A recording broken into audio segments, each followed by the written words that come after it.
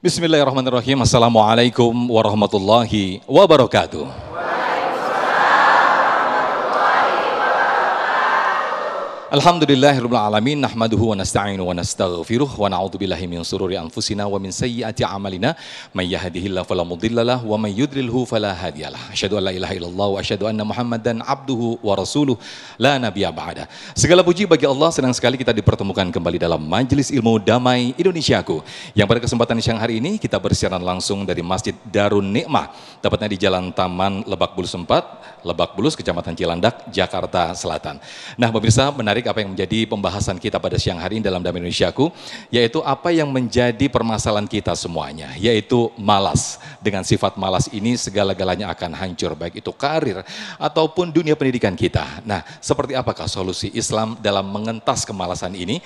Insya Allah tema menarik ini akan dibahas oleh guru-guru kita, Kiai Haji Amir Faisal, kemudian juga Ustadz Syukri Albani, dan juga Ustazah Kotrun Nada Syatiri. Langsung saja pemirsa, kita simak nasihat dari guru-guru kita dalam Majelis Ilmu Damai Indonesiaku yang dipersembahkan oleh Sarung Wadimor, tentu sarung kita. Selamat menyaksikan.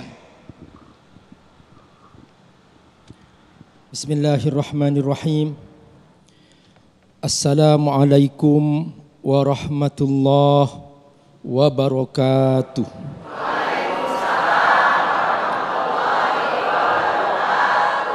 Yang Allah muliakan Ustadz Syukri, Ustazah Kotrun Nada, dan seluruh jamaah yang hadir pada hari ini, pemirsa Damai Indonesiaku, TV One, dimanapun Anda berada. Ibu-ibu semangat, warna kerudungnya menunjukkan semangat, Masya Allah. Bapak-bapak semangat juga? Luar biasa. Kalau orang semangat berarti tidak malas. Seandainya ibu tadi di rumah bermalas-malasan datang ke sini, pasti ibu di rumah akan buang-buang waktu. Untungnya datang ke sini, ketemu langsung dengan kita para guru, maka di sini muncul semangat. Ini menunjukkan bahwa lingkungan membantu untuk kita menolak kemalasan. Betul? Nah, seringkali orang yang biasanya semangat karena teman-temannya mengajak bermalas-malasan, hidup di zona nyaman, main game, scrolling, nonton drakor, akhirnya yang seharusnya hari itu dia selesai 1 juz, dia tidak sempat lagi membaca Al-Quran. Betul? Nah, karena itu kita sepakat bahwa faktor lingkungan menentukan. Banyak orang menjadi rusak dari semangat bekerja, semangat menempuh karir, semangat belajar, semangat beribadah, tapi karena lingkungan merusak, akhirnya dia bermalas-malasan. Suami yang seharusnya berangkat kerja on time karena istri tidak mendukung di rumah, suami tidak ada yang mendorong, sering datang kantor terlambat, akhirnya suami dipecat dari pekerjaan karena bermalas-malasan. Faktor istri sangat membantu membuat seorang suami semangat bekerja. Betul, Bu? Betul. Wahai para suami, kau sebetulnya butuh istri untuk mendampingi, dan ingat, antara suami dan istri harus saling menyemangati. Rasulullah SAW selalu menjadi contoh bagi istrinya untuk selalu semangat sholat tahajud. Nabi bangun sholat tahajud, istri sedang tertidur, Nabi membangunkannya untuk sholat tahajud. Demikian juga bapak di rumah didik istri untuk semangat beribadah kepada Allah Subhanahu wa ta'ala. Dalam Al-Quran, kata bermalas-malasan banyak istilahnya. Yang pertama, kadang Allah Subhanahu wa ta'ala menyebutkan malas itu dengan istilah al-kasal. Ketika Allah menggambarkan orang-orang munafik, Allah mengatakan idza qamu ila sholati qamu kusala. Ketika dia datang waktu sholat, dia malas. Seharusnya sebelum azan sudah siap-siap wudu, mendengar azan dia jawab azan, selesai azan dia berdoa setelah azan. Ternyata azan nggak dijawab, doa nggak dibaca, sholat zuhurnya diakhir-akhirkan, dan kemudian didempet-dempetkan dengan sholat asar. Sekali wudu langsung kita gabung aja sholat zuhur dan asar. Ini termasuk ciri orang bermalas-malasan, dan ini termasuk ciri kemunafikan. Idza qamu ila sholati qamu kusala. Dibangunkan subuh oleh sang istri, bangun pak, sudah datang waktu sholat. Malas. Neraka loh pak, neraka kan nanti. Ini suami yang gak beres seperti ini. Dan ini termasuk ciri kemunafikan. Karenanya para ulama ketika membahas tentang penyakit-penyakit malas, mereka menyebutkan diantaranya adalah at-taswif, suka menunda-nunda. Itu ciri orang bermalas-malasan. Dalam ayat yang lain Allah menyebutkan tentang istilah orang bermalas-malasan dengan istilah futur. Futur artinya lemah semangat. Ketika Allah menggambarkan tentang para malaikat yang tidak pernah lelah, tidak pernah capek, tidak pernah menyerah untuk berzikir kepada Allah, Allah menyebutkan yusabbihuna al-laila wan nahar la yafturun. Para malaikat bertasbih kepada Allah siang dan malam dan tidak pernah futur, gak pernah merasa lelah. Nah, ini tiba-tiba tadinya sudah biasa baca Quran setiap hari 30 juz, tiba-tiba malas. Dulu one day one juz, sekarang gak merasa bersalah one day one juz. Ditinggalkan aja, lupa. Bahkan satu halaman pun baca Quran setiap hari udah gak sempat dan gak merasa bersalah. Ini namanya futur. Nah, ini istilah kedua. Ingat, pertama istilah apa? Kasal, malas. Yang kedua istilah futur, merasa lemah, lelah. Tadinya memakai jilbab, sudah menutup aurat, sudah cantik. Masya Allah, luar biasa, cantik banget. Tiba-tiba dia merasa kayaknya gak penting deh jilbab. Dibuka itu, dipertontonkan tuh aurat. Ini namanya futur. Istilah lain dalam Al-Quran, Allah menyebutkan istilah dengan al-wani, yaitu ketika Allah menggambarkan tentang Nabi Musa dan Harun, dan Nabi Harun untuk ketemu Fir'aun, Allah menyebutkan wala taniya fi dzikri, janganlah kamu bermalas-malasan untuk berzikir. Jadi banyak sekali. Dan ada istilah satu lagi, itsaqaltum ilal ard, dari kata sakil, merasa berat. Merasa berat baca Quran, merasa berat sholat, merasa berat berzikir, merasa berat berbuat baik kepada suami, merasa berat berbuat baik kepada istri, merasa berat bertemu anak sejenak untuk berikan motivasi. Ini semua adalah penyakit malas yang merusak tidak hanya tatanan kehidupan rumah tangga, tapi juga tatanan kehidupan sosial. Betapa bahayanya ketika bermalas-malasan ini menimpa seorang pemimpin sehingga dia lupa rakyatnya. Na'udzubillahi min dzalik. Baik, Masya Allah, terima kasih Ki Haji Amir Faisal yang telah membuka di segmen 1 ini betapa banyak sekali penyebab faktor dari malas itu, diantaranya lingkungan, kemudian orang-orang terdekat kita. Bahkan tadi dikatakan suatu sifat malas yaitu bagian daripada sifat yang munafik. Nauzubillah, summa nauzubillah. Nah, di segmen berikut guru kita Ustaz Syukri Albani yang datang jauh-jauh dari Medan, Sumatera Utara nanti akan menyampaikan bagaimana sesungguhnya dampak negatif dari sifat malas itu dalam diri. Selengkapnya tetaplah bersama kami di segmen berikut dalam Damai Indonesiaku yang dipersembahkan oleh Sarung Wadimor, tentu sarung kita. Nauzubillahi minasyaitonirrajim. Bismillahirrahmanirrahim. Assalamualaikum warahmatullahi wabarakatuh.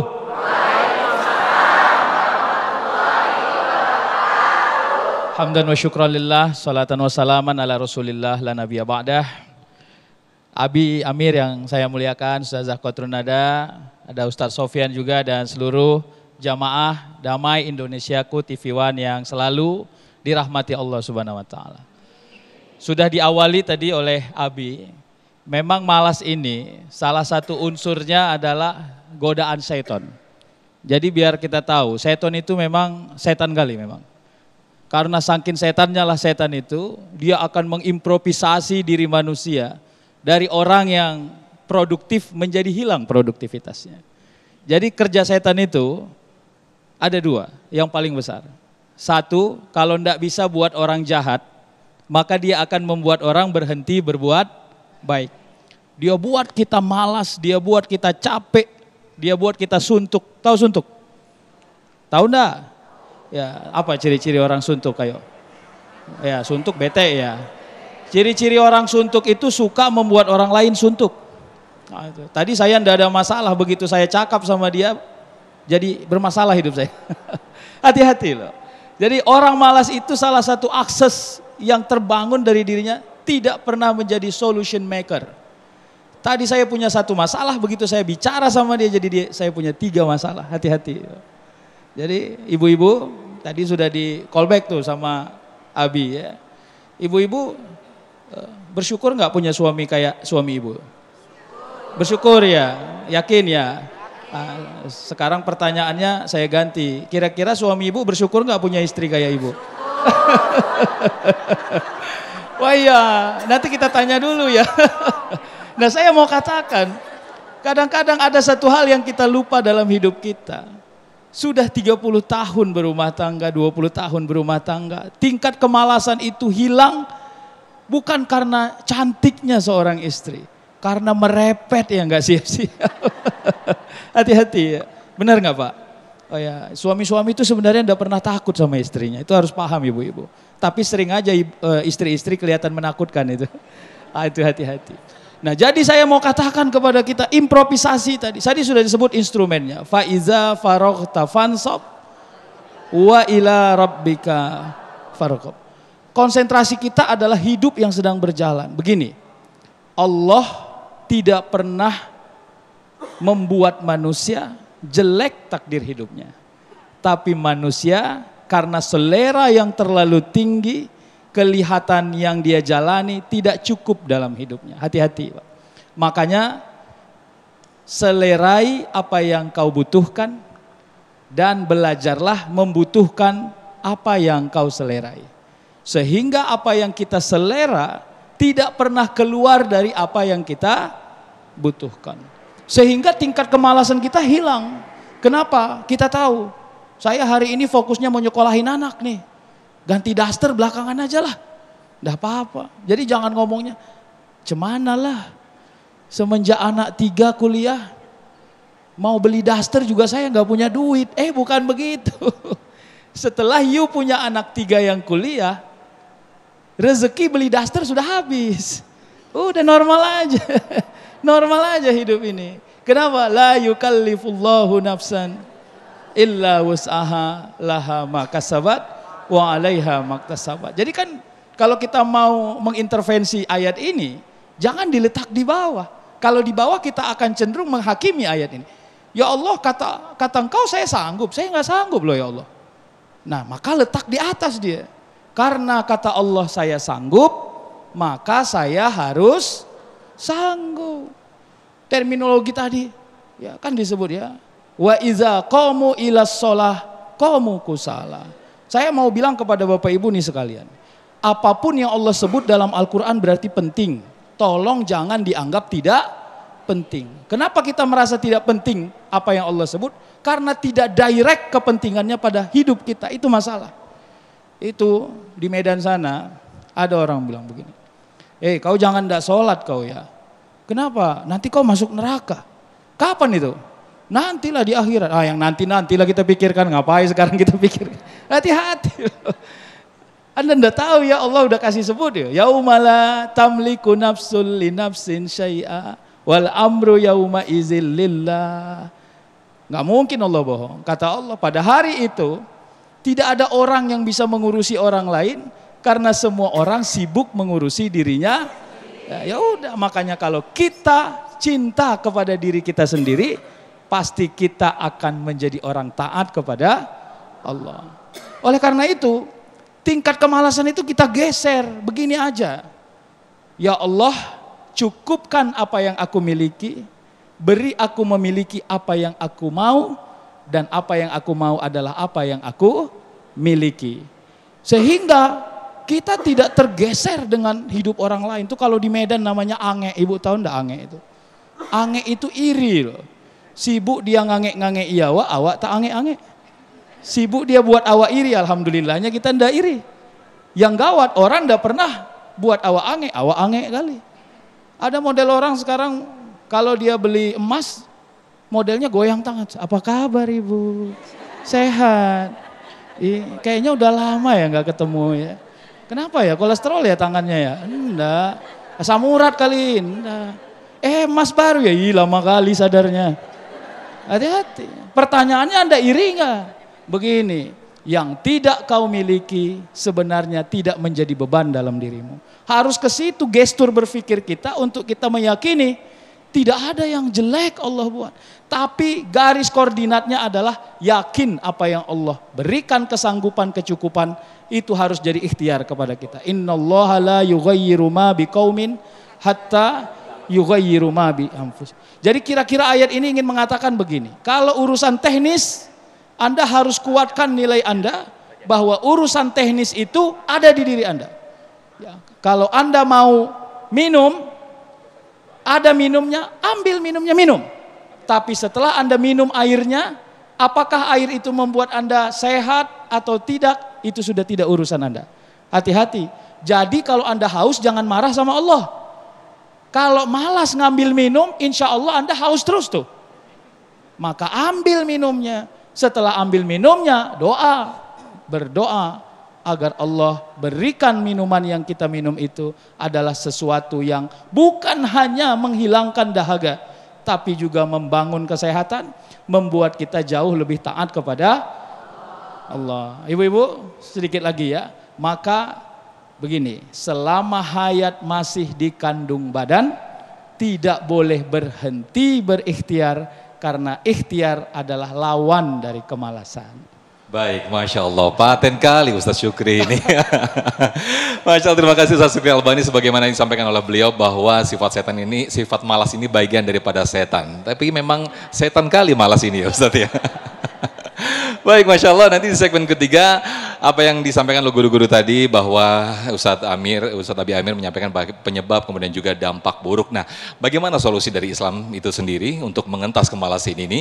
Dan insya Allah akan sampaikan selengkapnya oleh Bunda Ustazah Kotrunada. Namun Ustazah Kotrunada sudah bersiap-siap untuk berbagi berkah bersama Luwak White Coffee.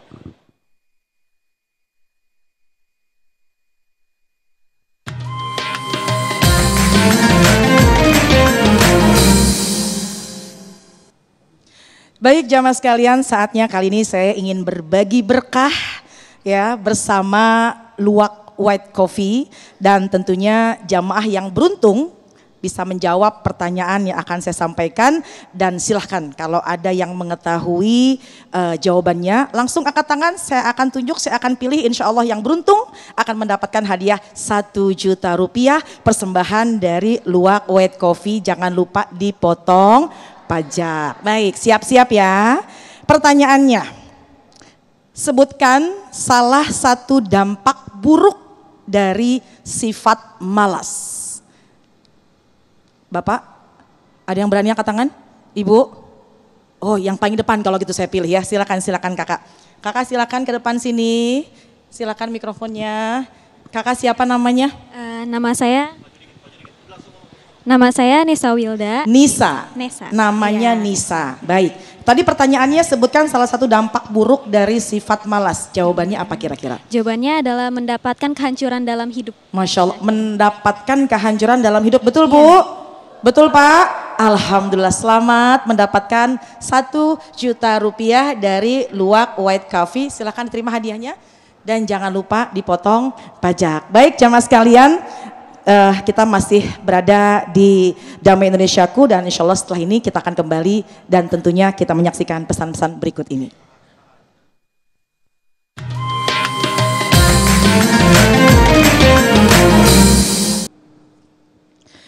Bismillahirrahmanirrahim. Assalamualaikum warahmatullahi wabarakatuh.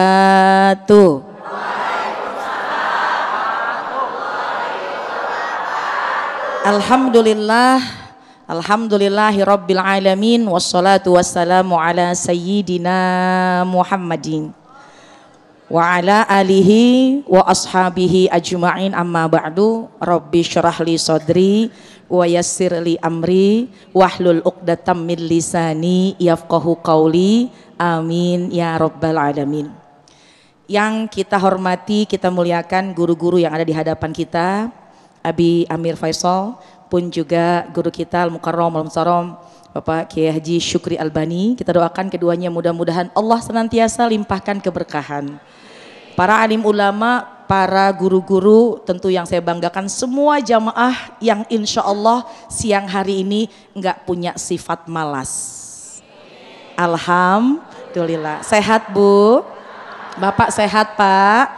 Alhamdulillah. Jamaah sekalian, kalau bicara tentang menghilangkan sifat malas, ternyata itu masuk ke dalam ibadah jihad fisabilillah. Jalan menuju Allah, jalan menuju ridha Allah, meninggalkan kemalasan. Ya, pernah salah satu ketika baginda Rasulullah SAW ditanya oleh salah seorang sahabat, "Ya Rasulullah, amalan apa yang paling afdol?" Ternyata baginda Rasul pernah seketika menjawab, jihadu fisabilillah, jihad di jalan Allah. Jihad itu kan bayangan kita itu perang gitu ya, jihad kita itu berkeringat, bayangan kita yang namanya jihad lelah dalam keadaan pokoknya melawan musuh. Tapi ternyata salah satu bentuk jihad kita yang bisa kita lakukan setiap hari dalam lingkungan kita, yaitu melawan malas. Kalau ada orang yang mampu melawan malas, insya Allah dia sedang jihad di jalan Allah. Khususnya melawan malas dalam ibadah. Saya mau tanya sama ibu-ibu, ibu tadi kira-kira mau berangkat ke sini malas apa enggak? Jujur. Alhamdulillah. Ada juga sih rasa panas nih kayaknya. Tapi melawan malas semata-mata ingin duduk di rumahnya Allah, ingin kajian, alhamdulillah berarti ibu sudah mendapatkan jihad fisabilillah, termasuk bapak-bapak yang di sini. Kalau saya mau nanya sama bapak, kira-kira Pak kalau lagi bekerja 1 bulan kemudian dapat gaji upah 1 bulan ngasih kepada istri sebagai bentuk nafkah, kira-kira malas apa enggak Pak?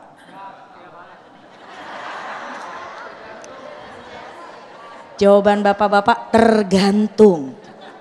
Saya mau nanya balik sama ibu, Bu mohon maaf nih, mohon maaf. Kalau suami bilang, Bu nanti tolong jangan tidur malam-malam, jangan tidur duluan. Tidurnya jangan duluan, tidurnya jangan awalan. Temenin suami, bapak lagi ngomong nih, jangan tidur duluan, temenin bapak pengen ngobrol malam-malam. Ibu jawabannya males atau siap, saya pengen jadi istri solehah, yang mana?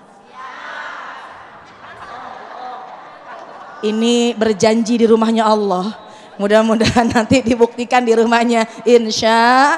Atau saya mau tanya lagi, kira-kira kalau lagi mau baca Quran, itu ngelihat Quran sudah berwudu, kemudian kita pengen buka Quran, kira-kira bisa nggak tuh ya setengah jam kita buka Quran?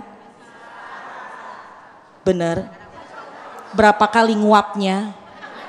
Tapi kalau ada bunyi telepon cling cling cling, kira-kira buka handphone apa buka Quran? Orang soleha semuanya, Masya Allah. Jamaah sekalian, males itu ternyata kalau kita lawan memang berat, tapi ternyata itu jihad di jalan Allah. Yang insya Allah hari-hari kita di rumah, sebagai istri, sebagai suami, sebagai anak, sebagai hambanya Allah, beribadah, menghilangkan malas, bergerak untuk ibadah, insya Allah maka setiap hari kita mendapat pahala jihad di jalan Allah. Amin ya Rabbal. Oleh karena itu ada cara-caranya supaya kita gampang bersemangat menghilangkan kemalasan. Mau tahu? Yang pertama kita paksain. Memang kadang-kadang kalau mau mulai satu ibadah kebaikan itu memang beratnya tuh ada, betul? Coba saya mau tanya, kalau bangun tahajud bisa apa enggak? Alhamdulillah, ini benar-benar penghuni surga semua ini nih. Jadi kalau malam bangun ya Bu ya? Jam berapa? Ngapain? Sol. Alhamdulillah. Untuk bergerak, untuk bangun harus dipaksain. Mungkin sehari, 2 hari, seminggu, 2 minggu terasa berat. Tapi lihat, kalau sudah kita paksakan, yang berikutnya akan menjadi kebiasaan. Kalau udah jadi kebiasaan, maka nanti jadi kebutuh. Kalau nggak tahajud kayaknya nggak enak gitu. Kalau semalam ketiduran bablas kayaknya nyesel gitu. Ngelewati hari tanpa bersedekah, biasanya sedekah tapi hari ini belum sempat sedekah, kayaknya berat, sedih. Itulah yang harus kita raih. Artinya yang pertama dipaksa. Kan ada doanya ya Bu ya. Bismillahirrahmanirrahim. Allahumma paksain. Insya paksain. Kenapa? Karena kita nggak tahu umur. Yang akan masuk ke dalam kubur bersama kita adalah amal-amal soleh. Itu dalam kitab Nasoihul Ibad kan kita suka disindir sama ulama. Ya, yaman bidunya hushtagal qad gharrahu tulul amal awalam yazal fi ghaflatin, lalai, malas, hatta dana minhul ajal, malas beribadah sampai sebentar lagi kematian akan datang. Ingat, al mautu ya'ti baghtatan, kematian datangnya tiba-tiba. Wal kubru sundukul amal, kuburan tempat amal kita. Kalau males, kalau mager, nggak mau ibadah, masuk ke dalam kubur mau bawa apa kita kalau bukan amal-amal soleh. Jadi insya Allah pertama dipaksa untuk ibadah kepada Allah yang ringan tapi istiqomah. Tahajud 2 tapi istiqomah. Baca Quran selembar, apalagi 1 juz tapi istiqomah. Sedekah nggak usah banyak-banyak, sehari 500 ribu. Oh, nolnya gelindingin ya Bu ya, 5.000 tapi istiqomah. Lakukanlah. Kenapa? Kita butuh punya modal untuk selamat masuk ke dalam kubur dengan amal-amal soleh. Oleh karena itu bergerak, jangan punya sifat Yang kedua, di antara supaya memotivasi kita nggak males, cari tahu fadhailul a'mal. Fadilah, keutamaannya. Nih kalau saya tahajud kira-kira keutamaannya apa ya? Boleh buat motivasi kita. Nih kalau sholat duha keutamaannya apa? Boleh. Sedekah boleh. Bakti sama suami boleh. Suami ngasih banyak istri sama ngasih banyak duit istri. Boleh. Ambil, lihat keutamaan-keutamaan dari amalan yang kita lakukan. Insya Allah, Allah akan berikan motivasi. Allah akan jadikan kita semangat dalam beribadah. Insya. Yang ketiga, minta sama Allah, doanya semua pasti pada hafal. Allahumma inni a'udzubika minal hammi wal hazan wa a'udzubika minal ajzi wal kasal. Minta sama Allah mudah-mudahan yang udah rapih, yang udah semangat ibadah jangan jadi males, yang masih males nih gerak. Supaya apa? Supaya kita beruntung bawa banyak amal ketika nanti menghadap kepada Allah. Amin ya rabbal, wallahu a'lam bishawab. Amin ya rabbal alamin. Masya Allah, syukran jazilan Ustazah Kotrunada yang telah melengkapi tausiah di segmen ketiga ini. Mudah-mudahan menjadi semangat kita semua untuk mengentaskan segala kemalasan di dalam diri. Nah, tausiah yang menarik ini pemirsa, atau tema yang menarik ini akan kita perdalam dalam sesi tanya jawab. Untuk itu kami persilakan kepada Bapak Ibu untuk mempersiapkan pertanyaan-pertanyaan terbaiknya. Tetaplah bersama kami dalam Damai Indonesiaku. Baik, alhamdulillahirrahmanirrahim. Terima kasih pemirsa masih bersama kami dalam Damai Indonesiaku dan kita masuk dalam segmen tanya jawab. Di samping saya sudah bersama salah satu jamaah yaitu Bapak Maizar Anwar. Assalamualaikum Pak Maizar. Oke, bisa didekatkan mic-nya Pak? Ya. Oke, Pak Maizar nanti akan mengajukan pertanyaan yang nanti akan dijawab oleh guru kita Ki Haji Abi Amir Faisal. Sebelum Pak Maizar mengajukan pertanyaan nih, saya mau tanya dulu Pak Maizar. Ada pengalaman mungkin Pak Maizar ketika melakukan sesuatu dalam hidup Pak Maizar, ada satu kemalasan yang sangat malas banget. Itu pernah nggak Pak Maizar? Seperti apa itu? Boleh diceritakan Pak Maizar? Saya rasa pernah. Seperti apa itu Pak Maizar? Pertama di saat saya menghadapi pekerjaan di kantor yang terlalu berat, rasanya malas untuk menghadapi, untuk datang ke kantor rasanya terlalu berat untuk akan menyelesaikan ini, lebih bagus nggak usah datang. Lebih bagus nggak usah datang. Jadi penyebab malas waktu itu apa Pak yang dirasakan itu Pak? Persoalan bukan malas untuk tidak bekerja, tapi malas menghadapi persoalan-persoalan nanti akan timbul, rasanya lebih bagus menghindar gitu. Oke, meskipun nanti pada kenyataannya akan ketemu juga permasalahan itu ya Pak Maizar ya? Harus kita selesaikan juga. Akhirnya harus di saat itu ada masanya kita malas untuk menghadapi persoalan. Tapi di lain waktu ini kita, karena ini tanggung jawab kan kita harus menyelesaikan masalah itu. Akhirnya mau nggak mau tetap diselesaikan itu Iya. masalahnya. Ya. Baik, silakan Pak Faizal untuk mengajukan pertanyaan yang nanti akan dijawab oleh guru kita Ki Haji Abi Amir Faisal. Silakan Pak Ya, Faizal. terima kasih. Tadi sudah diperkenalkan nama saya Ketua DKM Darul Baik. Nikmah, Pak. Masya Allah, Ya ingin silakan. saya tanyakan, sesungguhnya malas itu kan ada dua hal. Kita terlahir malas, tapi tidak ada manusia itu yang lahir malas, Pak. Tergantung bagaimana pendidikannya, bagaimana pembinaan. Binatang saja Pak kalau mencari lahir dia kan berusaha dia untuk mencari makan sendiri, tidak malas. Tapi kalau kita manusia terlahir itu pasti tidak malas. Tetapi itu harus ada pembinaan bagaimana supaya anak-anak kita, generasi kita ini tidak malas. Nah, yang kedua, malas itu karena memang dia nganggur, tidak ada pekerjaan. Kenapa kok malas-malas? Kesana ngelamar tidak ada kerjaan, kesini kan ada pekerjaan. Sehingga banyak nganggur, bahkan banyak duduk-duduk di luar masjid ini yang tidak punya pekerjaan. Sekarang solusinya bagaimana? Anak-anak yang ini supaya jangan terlibat narkoba, perbuatan terlarang, karena itu dididik tidak sempurna dengan agama. Ya, mereka lahir, terus sekolah, terus tidak ada pembinaan. Kalau di kampung-kampung Pak, long waktu kita belajar ngaji di surau di mana, seperti di Betawi ini sering ajar anak pengaji, sehingga tidak ada waktu untuk yang long untuk ini. Pertanyaannya itu bagaimana pembinaan untuk remaja ini, untuk anak-anak kita supaya jangan ada bermalas-malas. Dan kedua juga, ya, yang kedua ini bagaimana penganggur-penganggur ini, supaya jangan malas-malas, sehingga akhirnya banyak demo ke sana, demo ke sini. Ya, jadi itu pertanyaan saya untuk solusinya buat anak-anak, buat orang yang penganggur-penganggur. Terima kasih. Assalamualaikum warahmatullahi wabarakatuh. Waalaikumsalam warahmatullahi wabarakatuh. Boleh duduk kembali Pak Maizar. Baik, terima kasih. Silakan Abi Amir Faisal untuk menjawabnya. Boleh sambil mendekat ke sini Abi. Silakan. Ya, Masya Allah. Kalau ingin solusi supaya tidak malas, Abi Amir kasih singkatan. Apa itu Abi? T, hafalkan Bu.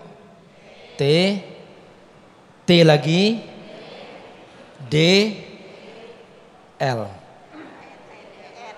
T, D, L. Triple TL ya. Iya. Baik. T yang pertama, target. Kalau ibu hari ini punya target, aku harus selesai baca Quran 1 juz, maka ibu komitmen tidak akan malas. Hanya mereka yang tidak punya target, yang hidupnya selalu dimakan, digerogoti oleh kemalasan. Siap berubah? Siap. T yang kedua, teman. Orang yang punya teman pemalas akan ikut malas. Tapi orang yang punya teman selalu semangat akan ikut semangat. Ibu berdampingan dengan penjual parfum, ibu kebagian harumnya enggak? Kebagian. Tapi kalau ibu berdampingan dengan maling, kebagian kebagian hasil curian. Ya. Nah, itulah teman. Jadi kalau teman ibu semangat, tidak pernah terlambat sholat, selalu rajin taklim, akan kebagian. Itulah pentingnya teman. Yang ketiga apa Bu? D. Ya. D ini dosa. Hindari dosa. Allah menggambarkan dalam surah Al-Insyirah, wa wada'na anka wizrak alladhi anqadha dhahrak. Wizr di antara maknanya dosa. Jadi orang yang selalu sibuk dengan dosa, dia seperti ada beban di punggungnya. Sehingga dia malas untuk sholat subuh. Orang yang tadi malam mabok gak akan bangun sholat subuh.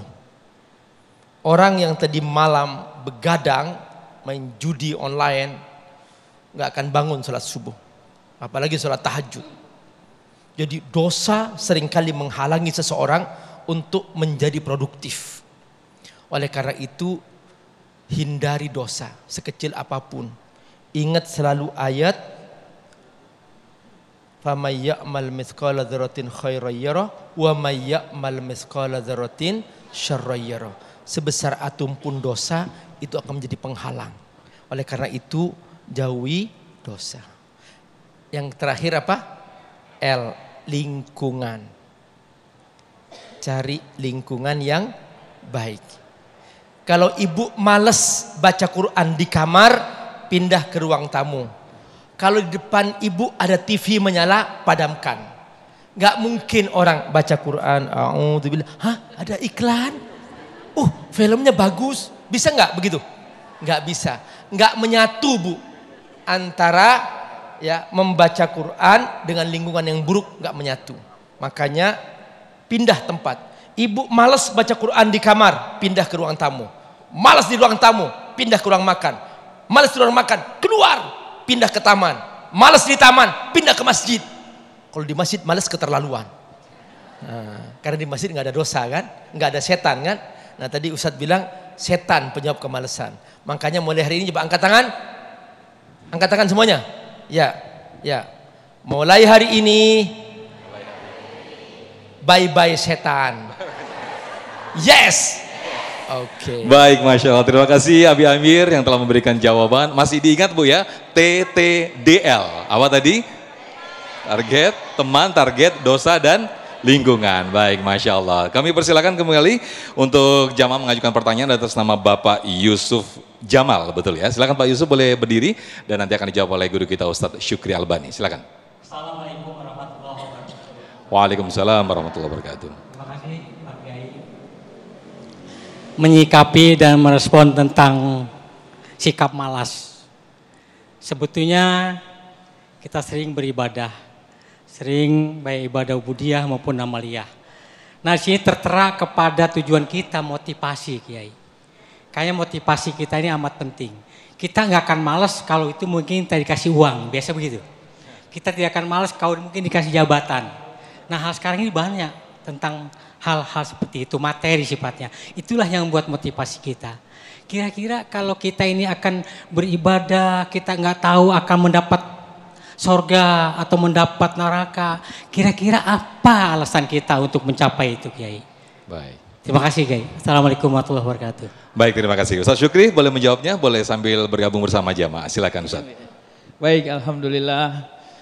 Memang yang paling rumit itu kan gini, yang enak itu habis sholat langsung masuk WA. Tring. Selamat sholat, kualitas Anda sholatnya 87,6%. Bonus Anda 300.000. Kalau begini dipertahanin, Pajero menanti setahun depan. Oh, itu enggak ada orang yang tinggal sholat itu, Pak. Kenapa? Karena logika manusia itu namanya materialistic mindset. Itu kita pilih mana tuh? 300 juta atau semua dosa diampuni? Itu kan jawabannya di sini. Di hati gimana? Kenapa? Jadi selama alat ukur kita terhadap ibadah masih sesuatu yang imajinatif, sesuatu yang bahasa Medannya ece-ece aja, maka kita tidak akan pernah serius ini melakukan amal ibadah.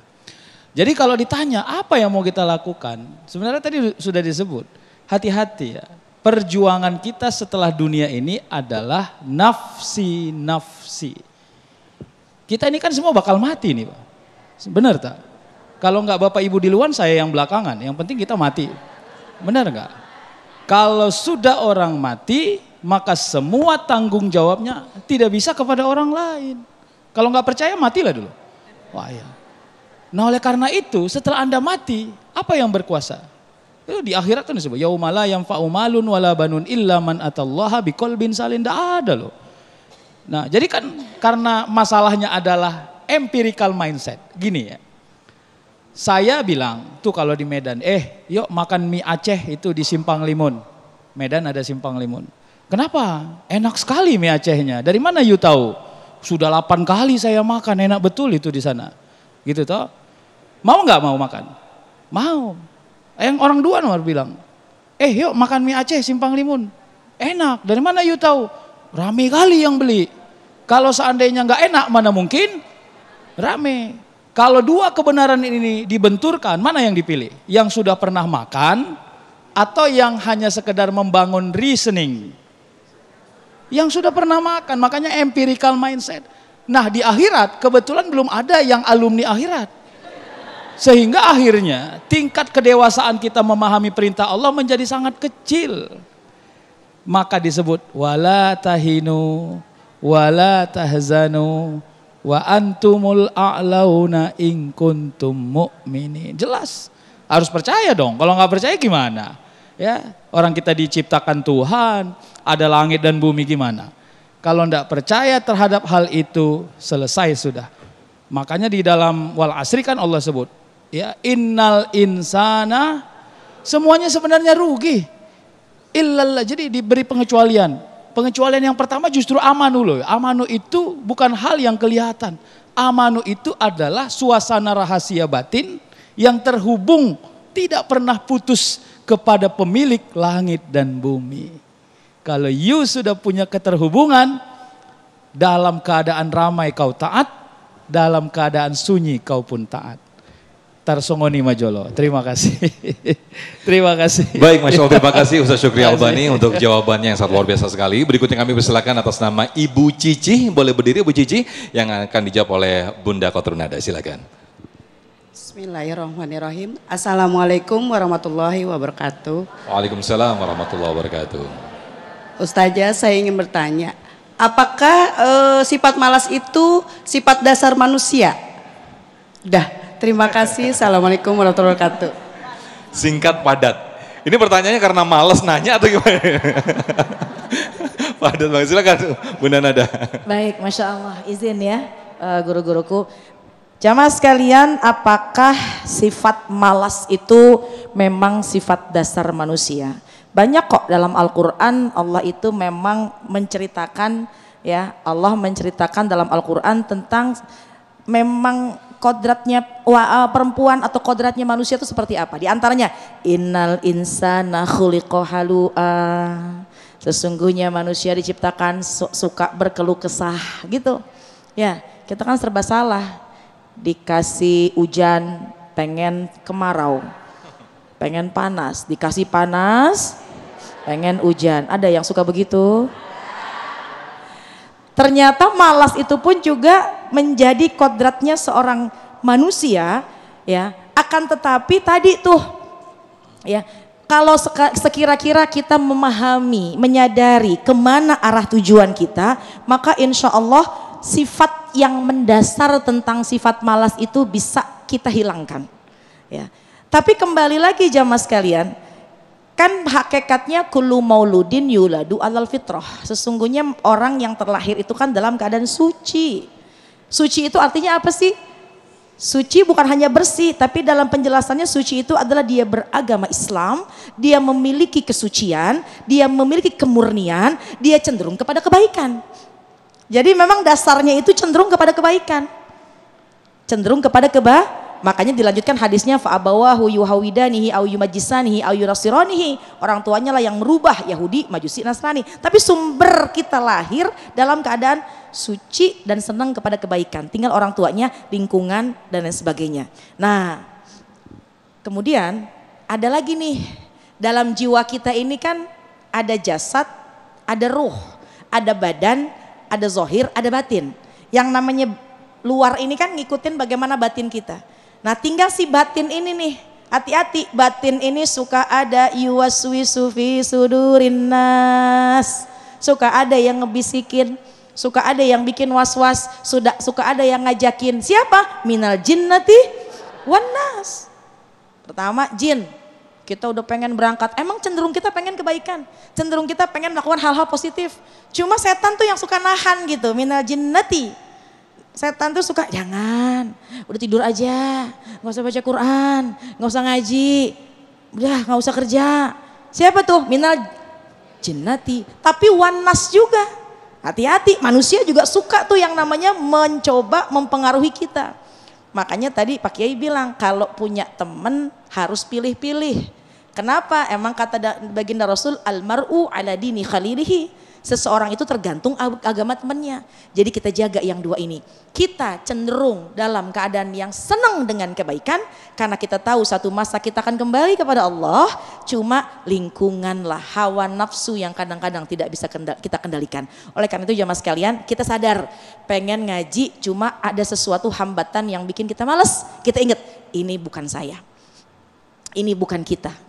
Ini setan kerjaannya nih. Tapi mohon maaf jangan dikit-dikit salahin setan. Oh dikit-dikit, kenapa kamu kayaknya susah banget bangun tahajud? Setan kerjaan. Atau ada lagi nih, kamu tuh ya hari-hari tuh kok gibah terus. Setan, emang nih setan. Setan tuh cuma ngebisikin, kitalah yang mengendalikan semuanya. Jadi hakikatnya kita ini cenderung senang dengan kebaikan, cuma jangan mau ditipu daya oleh setan yang bikin kita kaslan, yang bikin kita males. Kalau misalnya ada hal-hal yang bikin kita males bergerak, males ibadah, ingat ini bukan kita. Siapa? Setan nih yang mencoba mempengaruhi kita sehingga nanti kita lalai ke dalam kemaksiatan. Naudzubillah. Makanya jangan jauh-jauh dari Allah, zikir, tempat kajian, teman yang baik, insya Allah jauh kita dari sifat males. Amin, ya Rabbal alamin. Terima kasih Bunda Nada yang telah memberikan jawaban yang sangat luar biasa sekali. Dan berikutnya pemirsa kami akan bacakan beberapa komentar atau pertanyaan yang sudah masuk lewat Instagram kami, yaitu @damai_indonesiaku_tv1 di segmen berikut, dan nanti pertanyaan-pertanyaan tersebut akan dijawab oleh guru-guru kami. Tetaplah bersama kami dalam Damai Indonesiaku. Masih bersama kami dalam Damai Indonesiaku, dan saatnya kita akan buka pertanyaan atau komentar yang sudah masuk lewat Instagram @damaiindonesiaku_tv1. Ini sangat banyak sekali yang sudah mengajukan pertanyaan, namun ada beberapa yang hanya bisa kami bacakan dan akan dijawab pertama oleh Abi Amir Faisal. Atas nama Dumpik Trise nih Ustaz, ini kalau nama di medsos macam-macam aneh-aneh memang ya Abi.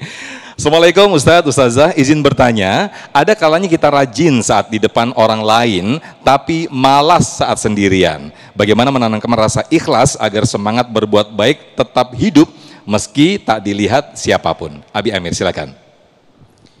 Ikhlas adalah kata kunci untuk melawan kemalasan. Karena orang yang ikhlas, dia yakin dilihat oleh Allah, dikontrol oleh Allah. Seorang yang bekerja, kalau dikontrol oleh supervisor, pasti akan semangat. Supervisor pergi, mulai malas. Dikontrol CCTV, semangat. Nah ini iman, ikhlas, dikontrol oleh Allah. Muraqabatullah namanya. Maka ada orang, tidak ada orang, dia akan tetap semangat. Bu, tahu Imam Syafi'i? Dia manusia biasa, makan seperti kita, capek seperti kita, ya Pak ya. Nah, Imam Syafi'i setiap hari hatam Quran 30 juz. Di Ramadan hatam Quran 60 kali hatam. Siangnya hatam, malamnya hatam. Halo, itu merasa dikontrol oleh Allah. Tahu Imam Abu Hanifah? Nah, Abu Hanifah setiap malam hatam Quran dalam 1 rakaat. Jadi selesai sholat isya, langsung sholat, langsung membaca Quran, setelah Al-Fatihah baca Quran dari Al-Baqarah sampai An-Nas, baru ruku. Dan selama 40 tahun Abu Hanifah sholat subuh dengan wudhu isya, nggak pernah batal wudhunya sampai subuh sejak isya. Manusia biasa. Nah, artinya itu semua karena semangat, karena ikhlas kepada Allah Subhanahu wa Ta'ala. Bu, Nabi sholat tahajud sampai bengkak kakinya. Kalau kita bengkak kaki karena apa? Asam urat. Nah, ini Nabi dijamin masuk surga, diampuni dosanya. Masih sholat tahajud, saya bengkak kakinya. Kita ini surga belum jelas, dosa juga belum jelas diampuni. Masih malesnya luar biasa. Mudah-mudahan Allah mengampuni kita. Amin, amin ya Rabbal Alamin. Terima kasih Abi Amir atas jawabannya. Berikutnya saya akan bacakan atas nama Sau. Ini karena A-nya panjang jadi harus panjang. A-nya banyak nih Ustaz Syukri. Assalamualaikum Ustaz, izin bertanya, bagaimana cara kita menjaga semangat kita sementara teman-teman sekitar kita itu mageran Ustaz? Kita udah semangat nih, tapi teman-teman kita ini justru yang bikin males nih Ustaz Syukri. Silakan jawabannya. Iya, baik. Tadi sudah disebut oleh Abi ya, memang lingkungan menjadi penentu ya. Jadi kadang-kadang jangan kita yang ditentukan, tapi kita yang menentukan. Jadi ini juga gesturnya harus ditemuin ya. Fatsunnya, cara fikirnya adalah imtisalul awamir wajtinabun nawahi. Ya Allah ya Tuhanku, beri saya kekuatan agar sesulit apapun keadaan yang saya hadapi, apakah saya sedang bersama orang-orang yang jahil, orang-orang yang maksiat, maka beri saya kekuatan bertahan dalam kebaikan. Jadi doa yang dibaca tadi Ustazah baca ya, qala Rabbi shrah li sadri wa yassir li amri wahlul 'uqdatam min lisani yafqahu qawli. Itu bukan hanya sekedar doa mau ceramah sebenarnya.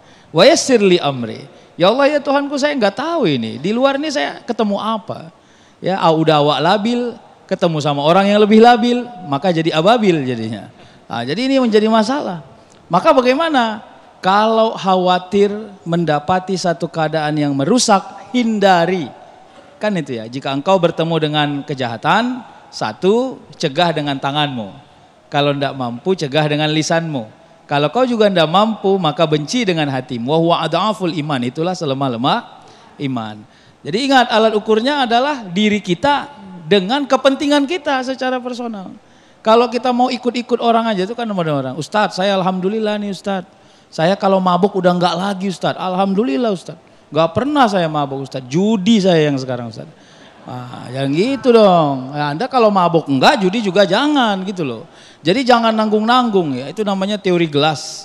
Sebersih apapun air di gelas, kalau you taruh satu tetes saja sesuatu yang jelek, yang menjijikkan, maka tidak ada orang yang mau minum. Makanya jangan gabung yang hak dan yang batil. Ya, al-halalu bayyinun wal haramu bayyinun wa ma bainahuma mutasyabihat. Halal itu jelas, nyata. Haram itu nyata, dan pisahkan itu dalam diri kita. Dan kalau engkau masih menggabung-gabungkan keduanya, berarti engkau melakukan sesuatu yang syubhat. Saya kira itu. Baik, terima kasih Ustaz Syukri Albani. Berikutnya saya akan bacakan atas nama Nesa Wida yang akan dijawab oleh Bunda Nada. Assalamualaikum, izin bertanya.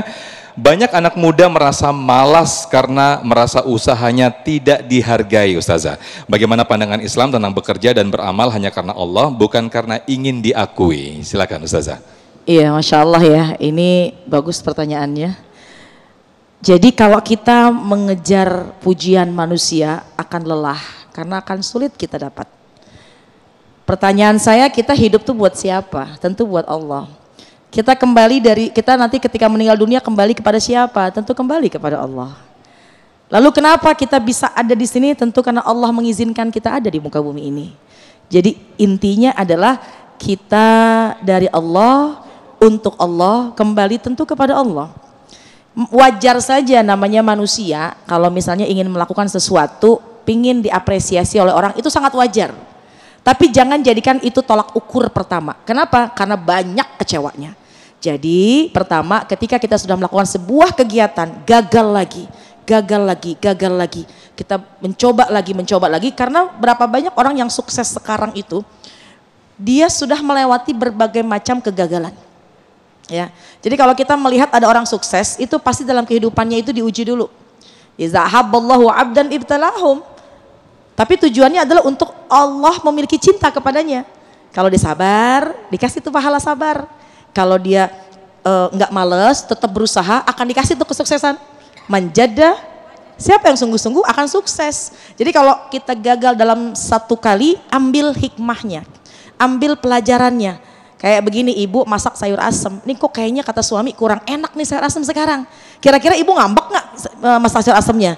Oh kurang apa ya? Oh mungkin kurang asemnya, oh kurang garamnya. Nah itu kan menjadikan media kita untuk berevaluasi. Jadi ketika ada sebuah kegagalan, jadikan itu motivasi kuat kita. Jangan males, justru ambil baiknya, rubah menjadi lebih baik lagi. Bisa jadi di titik kedua, ketiga, keempat, disitulah tempat kesuksesan kita. Satu. Yang kedua, ketika kita berkarya, ketika kita melakukan sebuah kegiatan, aktivitas apapun, maka niatkanlah segala yang kita lakukan, tentunya kita minta keridhaan dari Allah Subhanahu wa taala. Nggak usah ngarepin pujian dari manusia. Kalau ngarep pujian dari manusia itu bonus. Kalau misalkan manusia muji kita, manusia mengapresiasi kita, itu bonus, alhamdulillah. Tapi jangan, hati-hati dipuji sama orang, dipuji sama manusia, itu takutnya nanti ada ujub dalam hati kita, hilang semua amal kita. Naudzubillah min dzalik. Ada sebuah pepatah, sembunyikanlah amalmu sebagaimana kau sembunyikan dosamu. Ibu kan nggak pengen dosanya dibuka. Nah, sembunyikanlah amal kita sebagaimana kita menyembunyikan dosa-dosa kita. Jadi kalau sekiranya kita sudah melakukan kebaikan, udah tutup rapat-rapat, katakan dalam hati, kita mengatakan pada hati kita, katakan pada diri kita, ya Allah, nggak apa-apa, nggak dinilai oleh orang lain, asalkan engkau ridho kepadaku. Nggak apa-apa di luar mungkin banyak orang yang mencemooh, menjelekkan, merendahkan. Asalkan jangan engkau yang merendahkanku.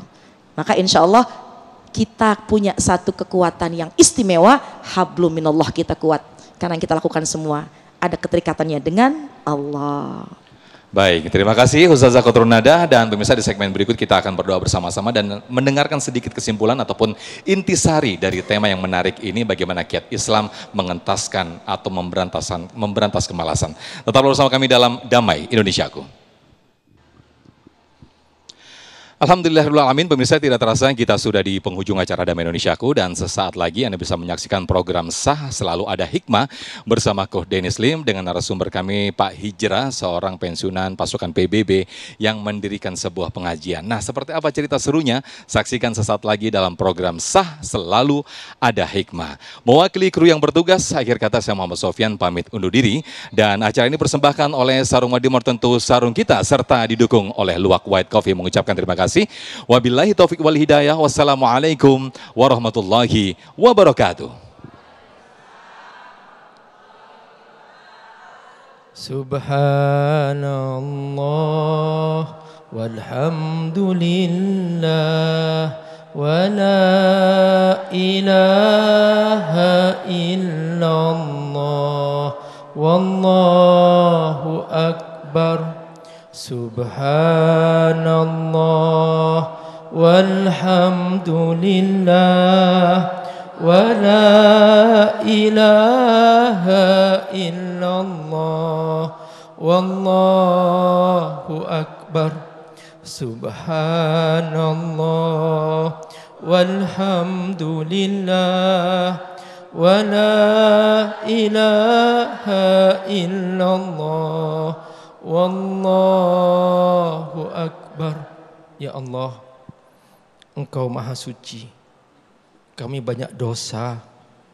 Seringkali kami khilaf dalam hidup sehari-hari kami. Seringkali kami tidak khusyuk dalam salat-salat kami.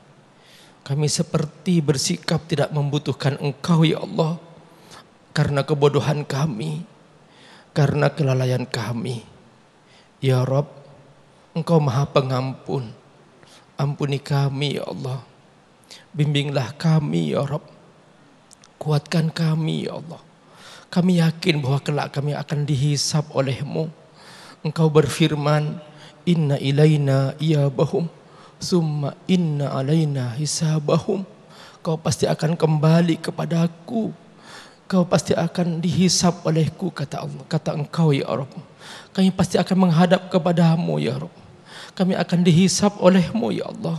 Ya Allah, tanamkan kepada kami rasa takut. Takut berbuat dosa. Takut terlambat salat kami. Takut tidak diakui oleh-Mu sebagai hamba-Mu. Takut tidak kebagian membaca Al-Quran setiap hari. Takut tidak kebagian salat tahajud. Takut kalau kami lupa kepadamu. Takut kalau kami tidak khusyuk dalam salat-salat kami. Ya Rabb, berikan kepada kami kekuatan, ya Allah, untuk menjaga iman kami, agar kami selalu bersungguh-sungguh mentaati-Mu. Ya Rahman, Ya Rahim. Panggil nama Allah. Ya Rahman, Ya Rahim. Ya Rahman, Ya Rahim. Ya Rahman, Ya Rahim.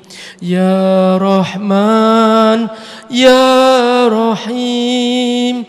Ya Rahman, Ya Rahim. Ya Allah, aku yakin bahwa aku adalah milik-Mu. Aku yakin bahwa semua nikmat adalah dari-Mu. Aku yakin bahwa aku pasti akan bangkit kembali kelak di hari kiamat dan akan menghadap kepadamu. Aku yakin bahwa aku akan bertanggung jawab atas semua dosa-dosa kami. Ya Rabb, bimbing kami, agar kami istiqomah. Ya Rob, beri kami kekuatan agar kami selalu bersemangat untuk menjalankan kewajiban kami kepadamu. Ya Rob, beri kami kekuatan untuk selalu bersungguh-sungguh menjauhi setiap maksiat, setiap dosa kepadamu. Ya Rob, lindungi kami dari segala godaan setan ya Allah. Kami lemah, kami tidak berdaya. La haula wa la quwata illa billahil aliyil azim. Astaghfirullah Rabbal baraya. Astaghfirullah minal khataya. Astaghfirullah Rabbal baraya. Astaghfirullah minal khataya. Wa sallallahu ala sayyidina Muhammad wa ala alihi wa sahbihi wa baraka wa sallam. Walhamdulillahi rabbil alamin.